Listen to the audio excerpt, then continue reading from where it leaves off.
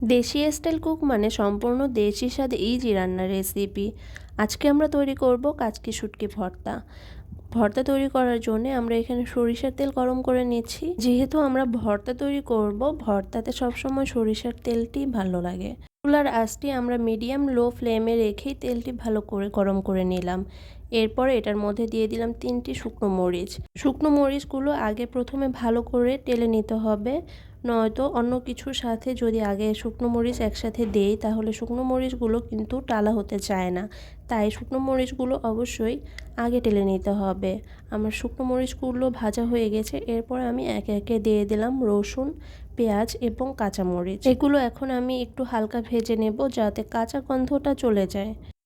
হালকা ভাজা হয়ে গেলে এরপরে এর মধ্যে কাচকি শুটকিগুলো ধুয়ে রেখেছিলাম সেগুলো দিয়ে দেব। শুটকি কিন্তু সবসময় একটু ঝাল ভালো লাগে, তাই আমি এখানে একটু গুঁড়ো মরিচও ব্যবহার করেছি আর কালারের জন্য সামান্য একটু হলুদ। এরপরে শুটকিগুলোকে অনবরত নেড়ে চেড়ে ভাজতে হবে। আমি এখানে প্রায় 7 থেকে 8 মিনিট পর্যন্ত মিডিয়াম লো ফ্লেমে শুটকিগুলোকে ভেজে নিয়েছি।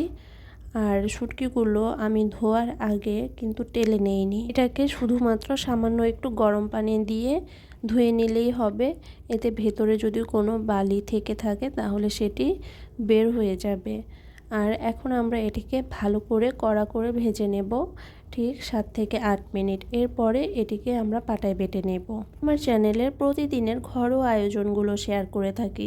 যদি আপনাদের আমার প্রতিদিনের ঘরোয়া আয়োজনগুলো ভালো লেগে থাকে তাহলে অবশ্যই আমার চ্যানেলটি সাবস্ক্রাইব করে থাকবেন। অনেক রকমের অনেক মুখরোচক খাবারের মধ্যে কিন্তু আমাদের দেশি রান্নার তুলনা হয় না। তাই অবশ্যই যারা দেশি রান্না পছন্দ করেন এবং প্রতিদিন আপনাদের খাবার মেনুকে ঠিক এরকম মেনুতে সাজাতে চান তাহলে অবশ্যই আমার চ্যানেলটি সাবস্ক্রাইব করে রাখবেন। শুটকিগুলো যখন ভাজা হয়ে আসবে তখন আমরা এর মধ্যে দিয়ে দেব লবণ। দেখতেই পাচ্ছেন শুটকিগুলো ভাজা হতে হতে অনেকটা লালচে বর্ণ হয়ে এসেছে।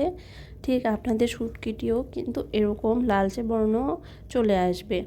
আবার অনেক বেশিক্ষণ ভেজে কিন্তু পুড়ে ফেলা যাবে না, তাই চুলার আঁচটি অবশ্যই মিডিয়াম থেকে লো ফ্লেমে রেখে অল্প আঁচে আপনি শুটকিটি একটু সময় নিয়ে 7 থেকে 8 মিনিট পর্যন্ত ভেজে নেবেন, তাহলেই হয়ে যাবে।